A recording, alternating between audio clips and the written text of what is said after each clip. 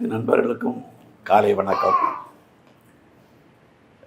நான் இந்த பல பதவிகளில் இருந்தாலும் இதுவரை இந்த மாதிரி ஒரு இனாக்ரேஷனுக்கெல்லாம் போனது கிடையாது. எனக்கு என்னுடைய நண்பர் சதீஷ் அவங்க கூப்பிட்டு இப்படி ஒரு ப்ரோக்ராமுக்கு போனோம்னு சொன்னோன்னே அதை ஏற்றுக்கிட்டேன். ஏன்னா யங்கர் ஜென்ரேஷன் இன்னைக்கு படிச்சுட்டு வேலைவாய்ப்பை தேடி அலைஞ்சிட்ருக்கக்கூடிய ஒரு காலகட்டத்தில் ஒரு ஆண்டர்ப்ரனராக ஒரு க்ரியேட்டிவ் ஜாப் க்ரியேஷனை உருவாக்கக்கூடிய ஜென்ரேஷனை ஊக்குவிக்கணும்னுள்ளது எனக்கு ஒரு ஃபண்டமெண்டல் திங்கிங். அந்த பணியில் தான் கடந்த 40 ஆண்டுகளாட்டு சமூக சேவையில் ஈடுபட்டு என்ஜிஓ செக்டாரில் இருக்கிறதுனால அதில் இதை கேட்குற டைமில் எனக்கு கடந்த கால ஞாபகங்கள் சிலது வந்தது. அப்போ அவங்க சொன்னாங்க, இன்றைக்கி ஒரு 2 to 3 lakhs designers வாங்குறதுன்னு. 80s 90s ஒரு டிசைனர் வந்தால் 15 நாளைக்கு 60,000 rupees கவர்மெண்ட் ஆஃப் இந்தியா பே பண்ணிச்சு. இங்கே நம்ம வில்லேஜில் ஒரு டிசைனர் சில டிசைன்ஸ் இது பண்ண சமயத்தில் அது நான் இந்த சிட்டி குரூப்பில் இருக்க சமயத்தில் don't tell your dreams show தம்னு சொல்லியிருந்தார். அதை இன்றைக்கி அவர் செய்து காட்டிகிட்ருக்காரு.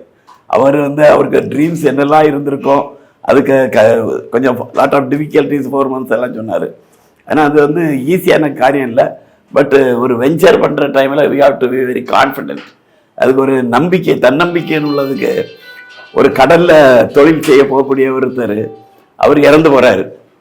அடுத்து அவருக்கு மகனும் தொழிலுக்கு போகிறாரு, அவரும் இறந்து போகிறாரு. அப்போ 3வது ஜென்ரேஷனும் தொழிலுக்கு போகுது. அப்போ ஒருத்தர் கேட்குறாரு, எப்போ உங்கள் அப்பா இறந்து போனார், உங்கள் தாத்தா இறந்து போனார், நீ ஏன் போகிறான்னு சொல்லிட்டு. அந்த நண்பர் மாறி கேட்டிருக்காரு, உங்கள் அப்பா எப்படி இறந்தாருன்னு.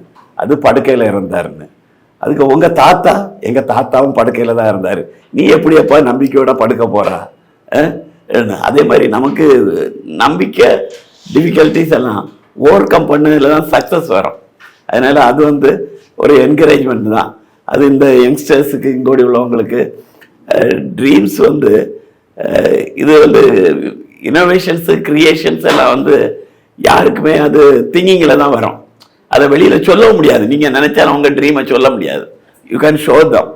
ஏன்னு சொன்னால் இப்போ ஒரு டிசைனர் ஒரு க்ரியேட்டிவிட்டி உண்டாக்குற சமயத்தில் அவங்க ஒரு புது டிசைனை உருவாக்கணும்னு சொல்கிறாங்க. அப்போ அந்த புது டிசைன் அவங்களுக்கு திங்கிங்கில் தான் அது ஜென்ரேட் ஆகும்.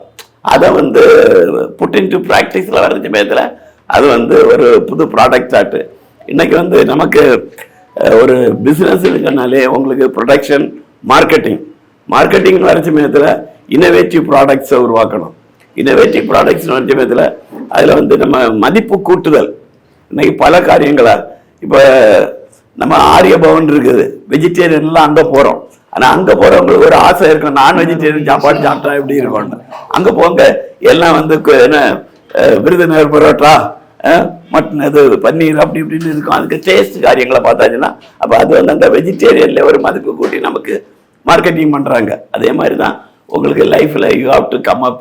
உங்களுக்கு பலருக்கு அனுபவங்கள் இருக்குது, சப்போர்ட் இருக்குது. உங்கள் நிறுவனம் நல்லா வளரணும், இதில் வரக்கூடியவங்களும் எல்லாருமே பயன்பெறணும்னு வாழ்த்தி எனக்கு இந்த வாய்ப்பை தந்ததுக்கும் என்னை அழைத்தமைக்கும் நன்றி கூறி விட